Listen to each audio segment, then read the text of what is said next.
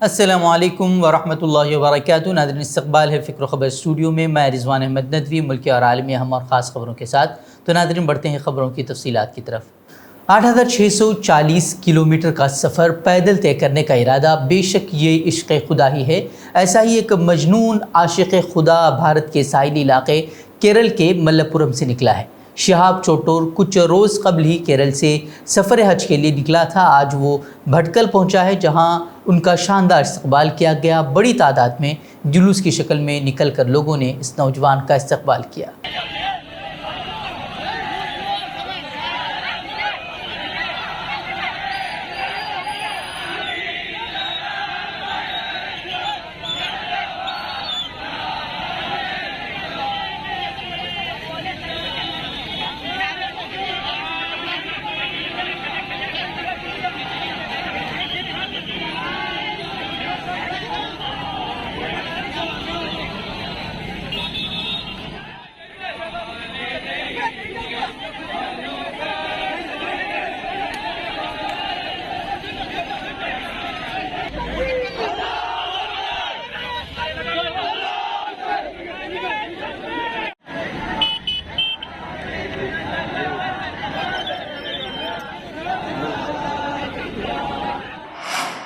شہاب کا کہنا ہے کہ انہوں نے 8 ماہ قبل ہی سفر کی تیاری شروع کر دی تھی۔ وہ کہتے ہیں کہ وہ حج کے لیے بے چین ہیں۔ ان کا کہنا ہے کہ اللہ کی رضا کے لیے خلوص نیت سے حج کرنے سے انسان اتنا پاکیزہ ہو جاتا ہے کہ جیسا کہ اس کی ماں نے اسے ابھی جنم دیا ہے، اور میں مکے سے ایک پاکیزہ روح کے طور پر واپس آنے کی امید کرتا ہوں۔ اور اسی امید کے ساتھ جو ہے انہوں نے سفر حج سے شروع کیا ہے، اور آج وہ بھٹکل پہنچے، جہاں ان کا شاندار استقبال کیا گیا۔ لوگ ان سے ملے ہیں، اور اس کے بعد جو ہے انہوں نے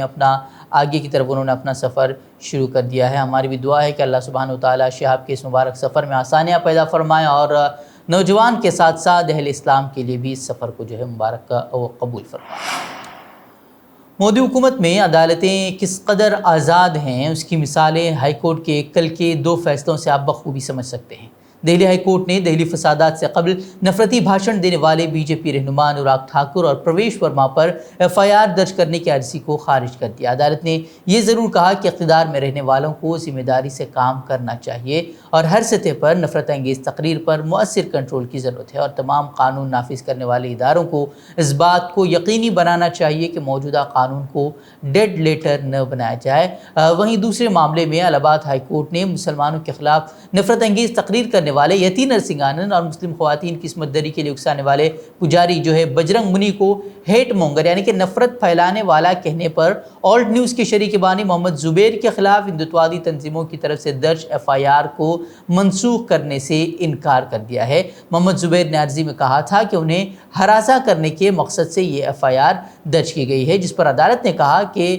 کیس کے ریکارڈ کا جائزہ لینے سے فوری طور پر ایک پہلی نظر میں کیس بنتا ہے، اور ایسا لگتا ہے کہ اس کیس میں تفتیش کے لیے کافی بنیاد موجود ہے۔ بتا دیں کہ یہ جو ہیٹ مونگر جنہیں کہا گیا یعنی کہ بجرنگ منی اور یتی نرسنگ آنند، وہ ضمانت پر رہا ہیں، اور انہیں عدالت نے اسی بات پر رہا کیا تھا، ضمانت اسی وجہ سے دی تھی، اور یہ کہہ کر دی تھی کہ وہ آگے اب وہ اس طرح کی نفرت پھیلانے والی بات نہیں کریں گے، لیکن وہ لگاتار باتیں کر رہی ہیں۔ لیکن اگر ان جیسے لوگوں کو جب نفرت ہیٹ مونگر یا نفرت پھیلانے والا کہا جاتا ہے تو پھر FIR درج ہو رہی ہے۔ اور UP پولیس نے سوموار یعنی کہ 13 جون کو ایک 19 سالہ لڑکے کو وزیر اعلیٰ یوگی آدتیہ ناتھ کے خلاف سوشل میڈیا پر قابل اعتراض ریمارکس کے الزام میں گرفتار کیا ہے۔ پولیس نے دعویٰ کیا ہے کہ اس نے اتوار کی رات 11 بجے اپنے واٹس ایپ اسٹیٹس کے طور پر یوگی آدتیہ ناتھ کے خلاف قابل اعتراض پوسٹ جو ہے اپلوڈ کیا تھا، اور یہ وائرل ہو گیا، اور اس معاملے کا UP پولیس نے از خود نوٹس لیا، اور علی کے خلاف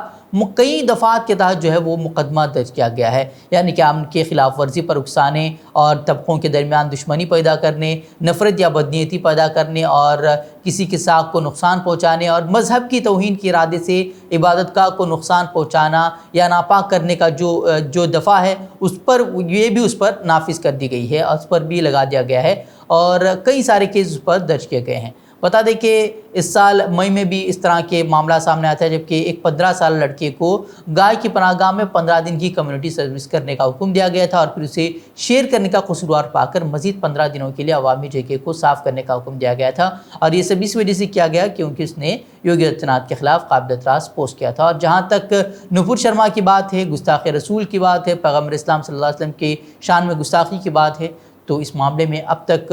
احتجاج کرنے والوں کو تو لگاتار کئی سینکڑوں لوگوں کو گرفتار کیا گیا ہے، ہزاروں لوگوں پر FIR درج کی جا چکی ہے اور کئیوں کے مکانات توڑے جا چکے ہیں، لیکن جو پیغمبر اسلام کی شان میں گستاخی کرنے والے ہیں انہیں اب تک گرفتار نہیں کیا گیا ہے۔ وہ UP میں یوگی حکومت کی ظالمانہ بلڈوزر کارروائی کے خلاف جہاں MIM، Congress, Samajwadi party, BSP نے صدا احتجاج بلند کیا ہے، تو وہیں پیر کو جو ہے دہلی میں مظاہرین نے UP بھون تک مارچ بھی کیا اور مطالبہ کیا کہ یوگی سرکار اپنے ظالمانہ طرز عمل سے باز آئے،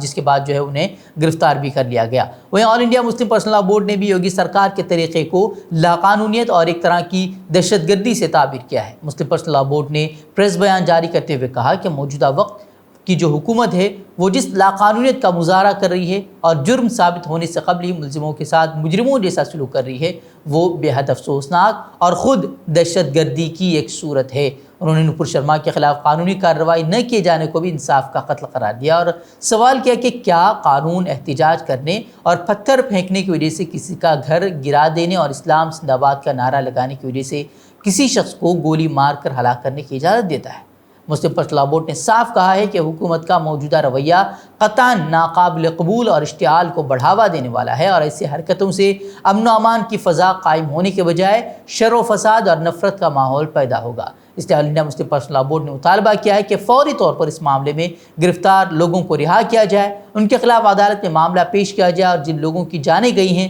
اور جو لوگ زخمی ہوئے ہیں ان کے پسماندگان کو اس کا بھرپور معاوضہ دیا جائے، اور جن پولیس جوانوں نے قانون کی حد سے تجاوز کیا ہے ان کے خلاف بھی قانونی کارروائی کی جائے۔ وہیں بورڈ نے مسلمانوں سے بھی اپیل کی ہے کہ وہ بھی صبر سے کام لیں، گستاخ رسول کے خلاف اپنی ناراضگی ظاہر کرنے کے لیے مقامی سرکاری عہدیداروں کو میمورنڈم پیش کریں، پولیس مظالم کے شواہد جمع کر کے ملی تنظیموں کے سپرد کریں، وہ ایسے نوجوانوں کے خلاف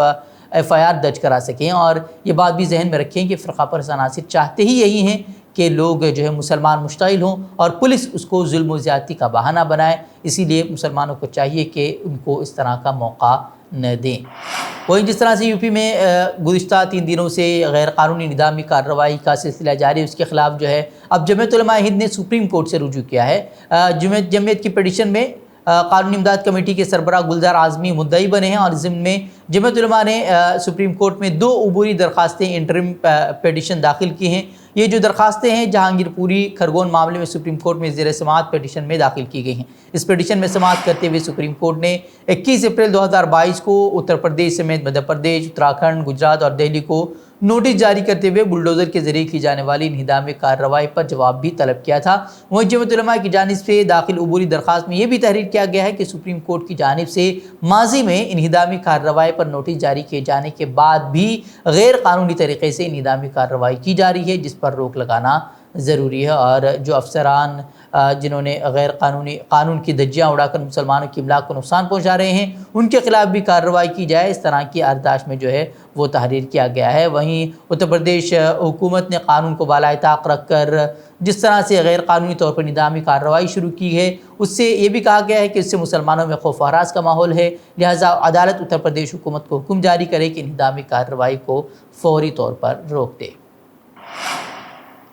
وہیں جمعے کو ہوئے تشدد کے معاملے میں پولیس اب مظاہرین کو پکڑنے کے لیے پوسٹر جاری کرنے جا رہی ہے، اور پریاگ راج تشدد معاملے میں پولیس نے 92 لوگوں کو اب تک گرفتار بھی کر لیا ہے، اور پولیس نے اس معاملے میں درج الگ الگ FIR میں 70 نامزد اور 5000 سے زائد نامعلوم افراد کے خلاف مقدمہ درج کیا ہے۔ فی الحال پولیس دیگر ملزمان کی شناخت کے اور ان کی گرفتاری کے لیے پوسٹر جاری کرنے والی ہے۔ معلومات کے مطابق پولیس ویڈیو فوٹیج اور مختلف جگہوں سے ملنے والی تصاویر سے ملزمان کی تصاویر بنا کر ملزمان کا جو ہے وہ پوسٹر جاری کرنے جا رہی ہے، جس سے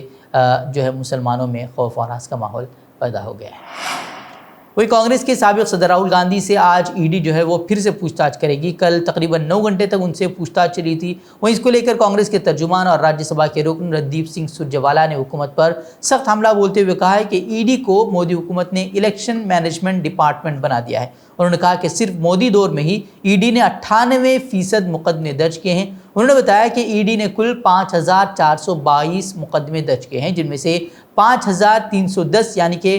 98% मुकदमे सिर्फ और सिर्फ मोदी हुकूमत के 8 साल दौर इख्तिदार में हुए हैं। वहीं कांग्रेस के साबिक सदर राहुल गांधी ने इन्फोर्समेंट डायरेक्टरेट के जरिए पूछे गए सवालों के मीडिया में आने पर भी कांग्रेस ने हुकूमत पर तंज किया और कहा कि उन मुबैना सवालों के लीक होने के सिलसिले में उसे जवाब देना चाहिए। वहीं राज्य में जिस तरह से तौहीन रिसालत के खिलाफ होने वाले एहतजाज में जिस तरह से पुलिस ने जुल्म और तशद्दुद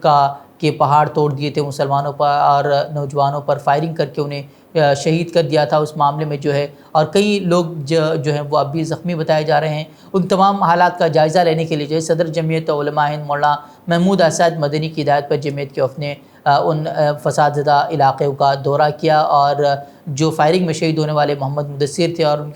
मोहम्मद साहिल थे, उनके अहल खाना से भी मुलाकात की है। और इस वक्त की क़यादत नाज़िम उमूमी जमीयत उलमा हिंद मौलाना हकीमुद्दीन क़ासमी ने की। वही जमीयत के वफ़द ने तमाम मज़लूमों की नुमाइंदगी करते हुए रांची के डिप्टी कमिश्नर से भी मुलाकात की और मरने वालों के अहल खाना को इंसाफ दिलाने और माकूल मुआवजा देने का भी मुतालबा किया है। इन पुलिस अफसरान के ख़िलाफ़ सख्त कार्रवाई की जाए, इस तरह की बातें भी कही गई हैं। यूक्रेन पर रूसी हमले के बाद एक तरफ यूरोपीय ममालिक और अमेरिका रूस पर पाबंदियाँ आयद कर रहे हैं और दीगर ममालिक पर भी दबाव डाला जा रहा है कि वो भी उससे ख़रीदारी न करें। वहीं दूसरी जानिब यूरोपीय ममालिक खुद रूस से रिकॉर्ड दरामदात भी कर रहे हैं। फिनलैंड में कायम ईंधन और साफ हवा से मुताल्लिक़ तहक़ीक़ करने वाले एक आज़ाद मरकज़ centre for research on energy and clean air की जानिब से एक रिपोर्ट जारी की गई है, जिसने यूरोपीय ममालिक की रूस से ख़रीदारी की पाबंदियों के दावों की कली खोल दी है। रिपोर्ट के मुताबिक रूस ने यूक्रेन के साथ जंग के पहले 100 दिनों में ईंधन की रिकॉर्ड बरामदात करके 93 अरब यूरो यानी कि 98 अरब डॉलर कमा लिए हैं। बरामदात का बड़ा हिस्सा यूरोपीय ममालिक को किया गया है, जो रूस से ईंधन की मजमूई बरामदात का 61% बनता है। CREA का रिपोर्ट में कहना है कि उन 100 दिनों के दौरान रूसी ईंधन का सबसे बड़ा खरीदार चीन रहा, जबकि जर्मनी दूसरे और इटली तीसरे नंबर पर रहा। वहीं चीन ने 12.6 अरब यूरो, जर्मनी ने 12.1 अरब और इटली ने 7.8 अरब का ईंधन बरामद किया है। वो ईरान की तरफ से बड़े पैमाने पर इसराइली शहरियों को निशाना बनाए जाने का खदशे पर इजराइल ने फौरी तौर पर अपने शहरियों को तुर्की छोड़ने की हिदायत दी है। वज़ीर ख़ारिजा का कहना है कि खुफिया इत्तलात के मुताबिक इस्तंबुल में मौजूद ईरानियों की बड़ी तादाद छठी के रोज़ इसराइली शहरियों को निशाना बना सकती है। वहीं इसराइली वज़ीर ख़ारिजा का कहना है कि अगर कोई शहरी तुर्की में मौजूद है, उसे फ़ौरी तौर पर वापस आ जाना चाहिए। कितना ही अहम क्यों न हो, मौजूदा सूरत हाल में कोई शहरी तुर्की का सफ़र न करे। कोई शहरी तुर्की जाने का इरादा रखता है तो उसे फ़ौरी तौर पर अपना ट्रिप कैंसिल कर देना चाहिए। तो दूसरी जानिब ईरान का इल्ज़ाम है कि हालिया दिनों में तेहरान में घर के बाहर कत्ल होने वाले पासदारान इनक़िलाब के कर्नल सैयद खुदाई के कत्ल में इसराइल के जो है मुलव्वस होने के शवाहिद हैं। वहीं इसराइली वज़ीर ख़ारिजा ने ईरान के इल्ज़ाम को बेबुनियाद करार देते हुए कहा कि तुर्की से इसराइली शहरियों की वापसी जारी है। वहीं ईरानी प्रोपेगेंडे पर तुर्की में इसराइली शहरियों को कत्ल और अगवा करने की कोशिश की जा सकती है, इस तरह का बयान जो है वो इजराइल की तरफ से सामने आया है। तो नाज़रीन, आज के लिए इतना ही। कल फिर मुलाकात होगी मज़ीद हम खबरों के साथ, तब तक के लिए इजाज़त दें। मज़ीद खबरों के लिए आप हमारे वेबसाइट पर जा सकते हैं www.fikrokhabar.com हमारा वेबसाइट है, और उसके साथ वीडियोज़ के लिए आप हमारे यूट्यूब चैनल को सब्सक्राइब ज़रूर करें। तो नाज़रीन, इजाज़त दें। अस्सलामु अलैकुम वरहमतुल्लाहि वबरकातुहू।